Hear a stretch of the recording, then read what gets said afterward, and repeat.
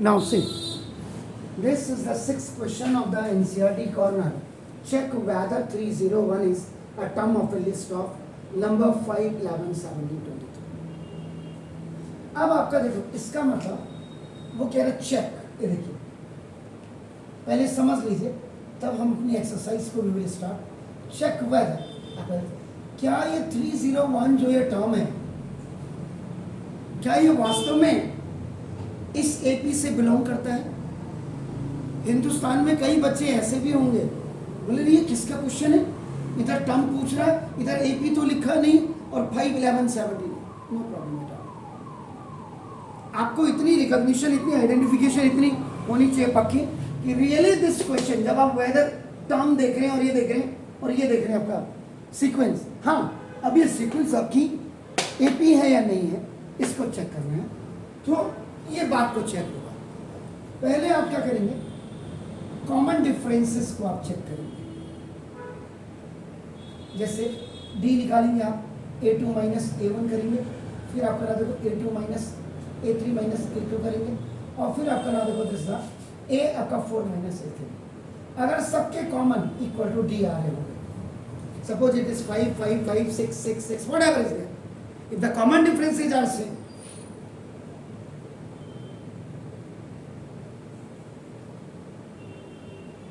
so the given sequence is an AP. AP तो आपकी check हो जाएगी, नो प्रॉब्लम।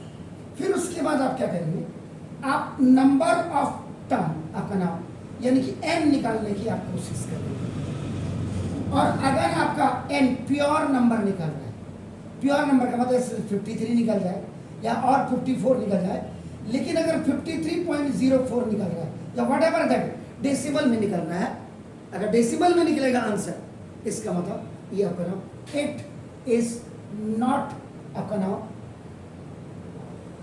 वो आपका नाम a term of an AP.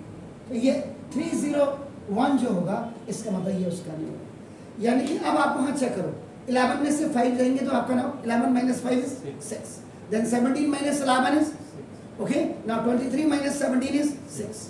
Common differences है, इसका मतलब that is a perfect AP. इसका मतलब ये जो 6, 6 का डिफरेंसेस आपका आ रहा है, 23 के बाद फिर क्या आएगा 29, 29 के बाद आपका क्या आएगा 35, देन आपका क्या आएगा 41, देन 47 आएगा, आप समझ रहे हैं? फिर 47 के बाद आपका क्या आएगा 53 आएगा, आप समझ रहे हैं? ऐसे करते करते इसका मतलब 301 कहीं आना चाहिए, कहीं आना चाहिए। दैट में भी आइदर 50, 51, 52 पे, लेकिन that should not come in A decimal points. Decimal में अगर आपका एपी में आता है इस सवाल में, तो वो कहीं भी आपका नाम 301 is not a term of the given list of numbers, आपका ये लिखेगा।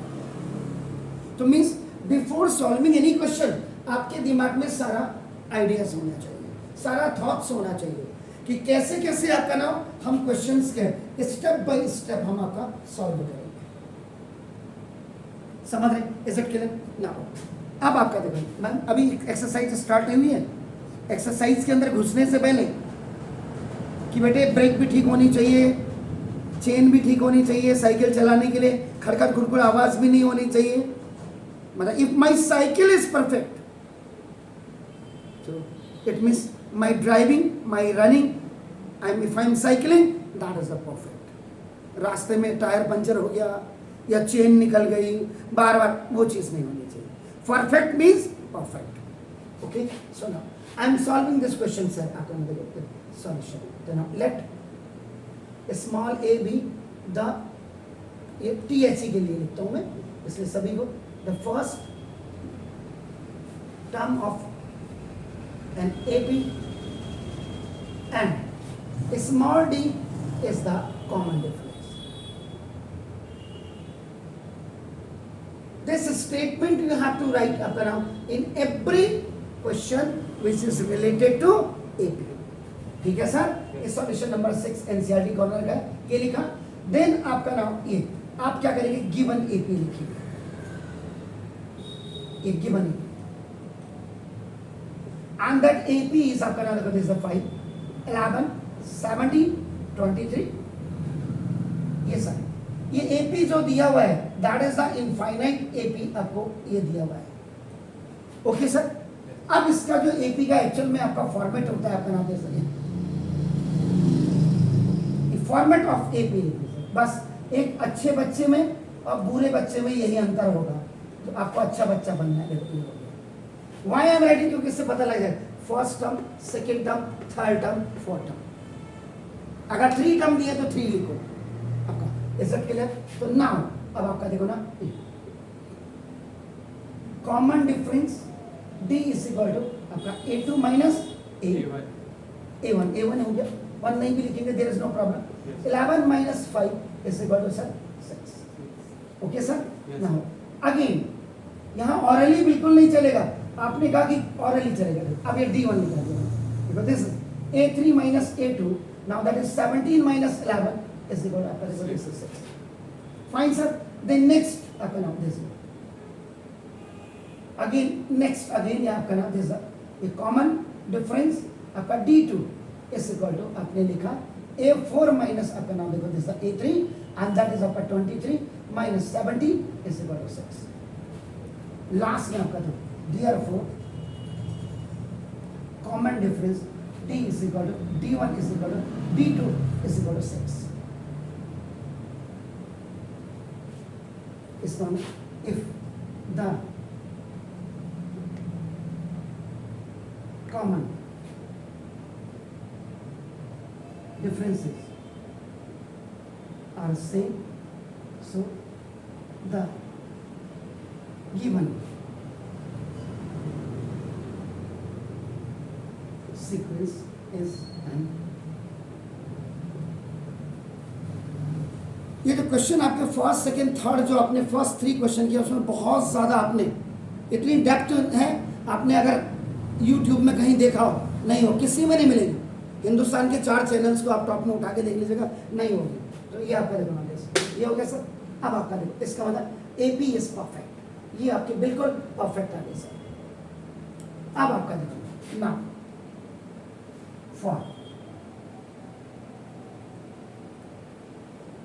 find nth term but nth term for finding number of terms sorry ये n आपने फाइंड आउट करना है तो now formula apply a n is equal to देखो a plus n minus 1 into d an is what आपका देखो जैसे मैंने यहाँ भी आपका चेक वेदर 301 आपका देखो जैसे तो ये जो आपका an is equal to जो आपका nth टर्म था या लास्ट टर्म था ये आपका देखो 301 था so now this 301 is equal to a is what that is what 5 plus n minus 1 into 6 that's beautiful so now 301 minus 5 upon 6 plus 1 is equal to n ये यहाँ पे आपका नाम by OT cross multiplication and OT का मतलब on transposing ये जो plus 5 इधर आया माइनस ये जो प्लस माइनस 1 इधर आएगा तो प्लस हो जाएगा ये जो 6 which is in a multiplication x coming बार बार मैंने देखो ये an इज इक्वल टू आपका देखो a plus n minus 1 I said if you know about the transaction of the formula bank के लैंग्वेज में ट्रांजैक्शन क्या है क्रेडिट एंड डेबिट पैसा जमा हुआ पैसा निकला पैसा जमा हुआ लास्ट में आपका फाइनल बैलेंस अकाउंट क्या है आज जो शाम को जो क्लोजिंग अकाउंट रहेगा वो कल सुबह जब बैंक की खुलेगा तो ओपनिंग बैलेंस हो जाएगा बिल्कुल यहाँ भी वही सिस्टम आपका नाम है ए एन माइनस ए इस एन माइनस 1 इंटू डी ये आपका ये OT में आता है जैसे a n minus a upon d is equal to n minus 1 ये देखो ये आपका बाय क्रॉस मल्टीप्लिकेशन है डी नीचे आ गया देखो आपका और a n minus a upon d और प्लस n इज इक्वल अब ये माइनस 1 इधर आ गया आपका नाम देखो जैसे तो ये आपका OT में आपका on transfer minus 1 is going to be change into this one and this b which is in a multiplication is going down as a denominator तो ये देखो ठीक हो गया सर। अब आपका देखो ना 3, अब आप इसको यहाँ मल्टीप्लाई करके 6 भी बना सकते। तो 301 में से 5 क्या कितना हुआ sir? 296। Are you sure? Okay, 296 upon 6 plus 1 is equal to n। ये आपका स्वैपिंग हो गया सर। कई बच्चों को तो पता ही नहीं होगा, या कई मास्टरों को भी स्वैपिंग हो क्या गया। तो ना n इज इक्वल 296 को 6 से डिवाइड करिए सर।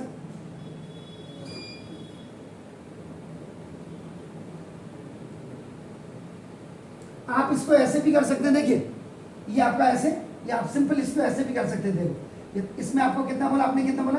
296 प्लस 6 1 जा 6 अपॉन ए। इसमें से इसको माइनस करके ये आया, तो आपका देखो आप समझ गए ये, और ये 6 1 जा 6 that is called the LCM. ये आप ऐसे भी कर सकते हैं सर इसको, आप समझ रहे हैं मेरी बात? तो ना ये आपका 296 प्लस 6 इज 302, 302 बटे 6 एन इज इक्वल, ये आपका कितना हो गया सर? 5 जा 30। तो डेसिमल लगाने से पहले आपका बिफोर डेसिमल आपका कहेंगे 0 रखेंगे, देन आपका तो 20 हो गया। 3 सा आपका नाम देखो, तब डेसिमल लगाएंगे 3 सा 18, फिर 2 3 आएगा, आप इसको यू पे नहीं रखना। ये देखो n इज इक्वल टू आपका क्या आ रहा है आपका नंबर, इसका मतलब यहाँ पे आपका हो गया कि ये n is not a whole number. n आपका पूरा, क्योंकि decimal number it's not a whole number. आप समझ रहे हैं सर? इसका मतलब 301 जो आपका ऊपर है आपका नाम देखो, this is not a term of given. ये आपका सर आंसर हो गया। ये तो है जो उसने एग्जैक्टली पूछा है। इसके बावजूद हम क्या कर सकते हैं देखेंगे नेक्स्ट उसमें आपका ना वीडियो में, या इसी में देखते हैं।